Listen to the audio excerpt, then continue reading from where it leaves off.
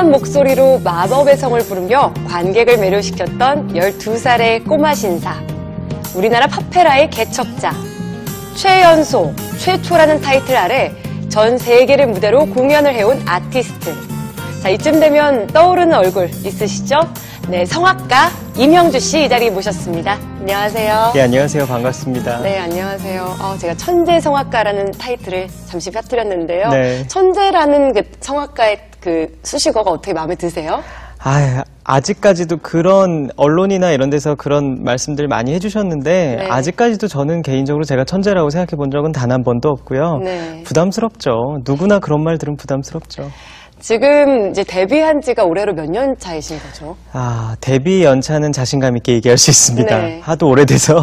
올해가 이제 국내 데뷔 15주년, 만으로 15주년이고요. 그리고 세계 무대 세계 데뷔가 이제 만으로 딱 10주년입니다. 그래서 저한테는 올해 2013년이 굉장히 기념비적인 해입니다, 개인적으로. 와, 12살에 데뷔를 했으니까 지금도 나이가 20대 후반이신 거네요. 네, 아직 제가 28밖에 안 됐는데요. 좀 억울한 게 데뷔 연차 이렇게 저를 본 시간이 굉장히 길다 보니까 기간이 네. 제가 좀 나이 들어 보이게 생겼는지는 몰라도 저를 한 30대 초중반으로 보는 시선들이 굉장히 많으세요. 그래서 좀 그런 면에서는 손해를 보고 있다고 생각합니다. 네, 아직은 어린 나이지만 이 수식어에 걸맞는 많은 기록들이 있는데요. 줄리어드 음대 예비학교 만장일치 합격. 또 피렌체 산펠리체 음악원 성악과 조기 입학, 빈 슈베르트 음대 한국인 최초 초청 학생, 미국 뉴욕 카네기홀 무대에 선 최연소이자 최초의 한국인. 자, 마지막으로 2010년엔 UN 평화 메달 한국인 최초이자 또 세계 최연소 수상. 네. 최초, 최연소 네, 많이들 하네요. UN 그 뉴욕 본부에서 수여하는 네. 너무 영광스러웠죠. 와, 가문의 영광이었습니다. 늘 최초 아니면 최고였는데 조금 이른 성공이 부담스러울 법도 할 것 같아요. 그렇죠. 지금 아나운서님께서 말씀해 주셨던 것처럼 어떤 그런 속담도 있지 않습니까? 일찍 핀 꽃이 빨리 진다라는 속담이 저한테 굉장히 금원처럼 오랫동안 제 마음속에 간직된 말이었고 네. 아무래도 이렇게 일찍 여러분들께 사랑을 받다 보니까 과분한 사랑을 받다 보니까 어느 순간에는 그 사랑이 없어지게 되면 제가 굉장히 좀 실망을 하지 않을까 혹은 긴 슬럼프에 빠지지 않을까 했는데 다행스럽게도 지금까지는 그런 어떤 실망감이나 뭐 많은 분들의 어떤 그런 기대 이런 것들을 그 중심을 잘 잡아온 것 같아서 개인적으로는 그런 면은 좀 제 자신이 제 자신에게 칭찬을 해주고 싶습니다. 네. 이 천재라는 수식어 뒤에 얼마나 많은 각고의 노력과 또 고통이 있었겠습니까? 네, 지금의 임형주 씨를 있게 한 성공 비결 지금부터 자세하게 알아보겠습니다. 첫 번째 성공 비결입니다.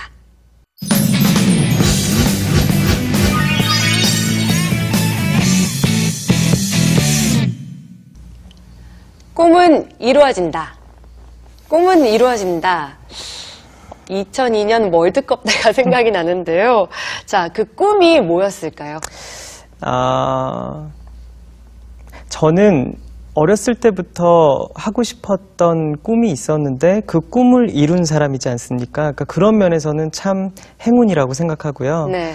그 꿈은 바로 노래, 성악이었습니다. 근데 제가 하고 싶은 일을 하고 또 그거로 인해서 파생되는 어떤 경제적으로 또 돈을 벌고 있다는 거 이런 것들은 참 굉장히 행복한 것 같고요. 그래서 제가 말씀드리고 싶은 것은 어떠한 것이나 하고 싶은 일들, 하고자 하시는 일들이 있잖아요. 그거를 어떤 세상의 벽이나 그런 것들을 생각하지 마시고 꿈을 갖고 노력을 하시라는 말씀을 꼭 제가 감히 해드리고 싶어요.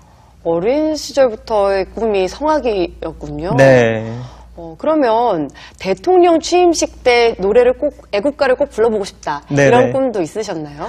어렸을 때 제가 크리스천입니다. 근데 이렇게 애국가에 보면 하나님이 보호하사, 원래는 하느님인데 네. 그때 이제 저는 크리스천이니까 하나님이 보호하사로 받아들였던 것 같아요. 그러니까 나중엔 정말 많은 사람들 앞에서 이렇게 애국가를 한번 불러보고 싶다. 이런 얘기를 목사님한테 했던 것 같아요. 그때 당시 담임 목사님한테. 근데 그 꿈이 정말 이루어졌어요. 그래서 저는 진짜 간절히 원하고 제가 그것도 근데 물론 그런 큰 자리에서 역대 최연소로 그 헌정사상 최연소로 애국가를 대통령 취임식에 한 게 어떤 기적의 순간이고 행운이기도 했지만 저는 제가 노력을 했고 준비를 해왔기 때문에 그런 기회도 왔다고 생각하거든요. 그렇죠. 당연하죠. 네, 그러니까 저는 타고난 재능도 중요하고 다 중요하지만 노력이 항상 제반돼야 된다고 생각합니다. 네. 그런데 사실 그 전에는 대통령 취임식에서 애국가를 부르는 건 중견 성악가들의 몫이었거든요. 맞습니다. 굉장히 네. 파격적인 선택이었고 네, 또 그때 전 당시. 세계의 주목을 집중시켰는데 네네. 그때가 이미 데뷔한 후였던가요?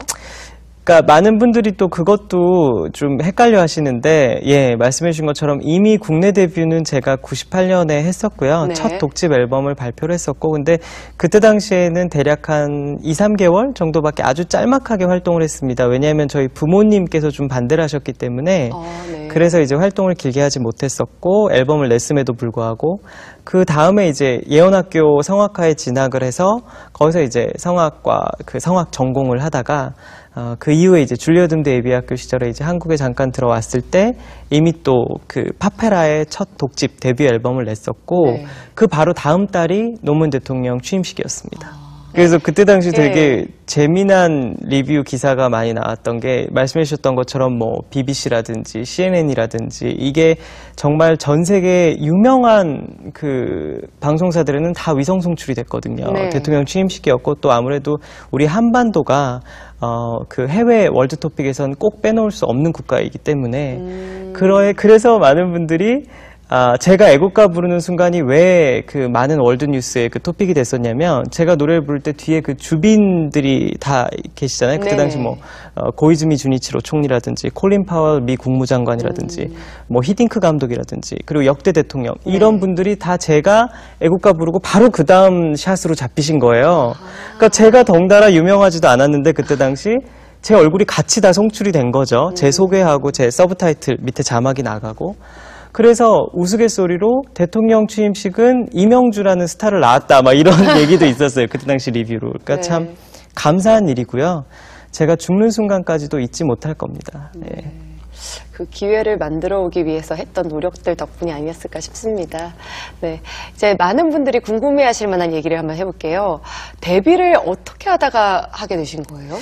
아까 부모님의 반대도 있으셨다고. 네. 그러니까 참 그것도 저는 숙명적인 거, 운명을 좀 믿게 돼버렸어요. 왜냐하면 저 같은 경우는 부모님들이 좀 다른 직업을 하길 원하셨던 것 같아요. 예를 들면 뭐 저희 부모님이 하셨던 사업을 그대로 한다든지 아니면은 뭐 외교관으로 그렇게 키우고 싶으셨대요. 못다 이룬 꿈이었나 봐요. 부모님의, 특히 어머님의. 그래서 어렸을 때부터 영어 공부 이런 거를 많이 시키셨고 학과 공부를 많이 시키셨고 예체능을 프라이빗하게 레슨을 받거나 개인 교습을 받았던 게 단 한 번도 없었어요. 네. 네, 근데 제가 어린 나이에 너무 그 노래하는 게 좋은 나머지 그때 방과후 특활반이라는 게 있었는데 그때 당시 돈 5,000원을 내면 네.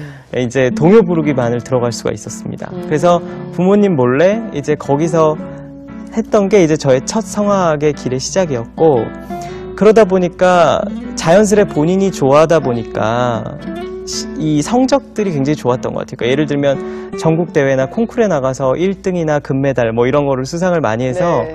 왜 보통 그렇잖아요. 집에 이렇게 부모님의 친구분들이 놀러 오시면 이번에 상 탔다면서 한번 노래해봐라 이렇게 시키시잖아요. 네. 근데 주저없이 노래를 했는데 그게 오디션 자리가 돼버렸던 거예요. 그러니까 어떻게 된 거냐면 저희 어머님의 친한 친구분 중에 한 분이 그때 당시 모 대기업의 영상사업단에 계셨던 그 간부셨는데 네. 그분 앞에서 즉흥적으로 오디션이 돼버린 거예요. 근데 제가 동요대회 나가서 1등한 애가 갑자기 팝송을 부르니까 너무 놀라신 거예요. 이거는 소질을 한번 키워봐야겠다.